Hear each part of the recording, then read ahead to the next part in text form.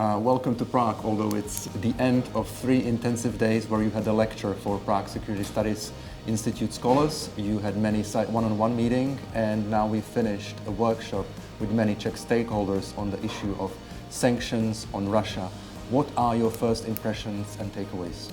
So my first takeaway is I've never given a lecture in a bar before, but that was a lot of fun.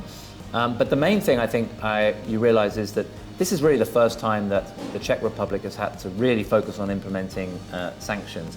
And that's a big challenge for the private sector, it's a big challenge for the government. There's a lot of energy to confront that challenge, but the challenges ahead are big. Do you have any first specific takeaways that came from the Czech workshop here? Yeah, so there are some interesting things we learned about property in certain parts of the Czech Republic where ownership is difficult to identify. The role of Czech Republic as a transit state for goods perhaps traveling from elsewhere in Europe to Russia. So those are 2 issues, and then some common themes. Lack of resources in government, lack of resources in the private sector, but really important to underscore, I think, the energy that there was in the community we met with to confront these challenges and to try their best to implement sanctions effectively. I also found that there is a lot of stress in communications. There is a lot of thinking about how to share information, how to share data, how to think in broader terms about what are the pitfalls in spreading out the sanction regime or whether to do it more effective. Are there some policy implications that you think are kind of like key in the way forward now?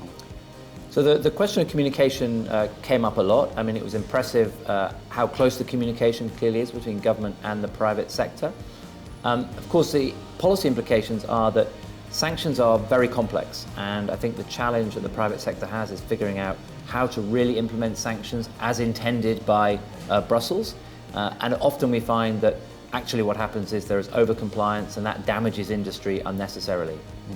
So, and what are the next steps in the SIFMANet European and World Tour for you to go to and discuss? So next stop will be Paris and Warsaw in January, and also, of course, taking back our findings to the Commission in Brussels, because it's really important that they get full information as to just what's happening on the ground, not just what is happening in their minds in Brussels.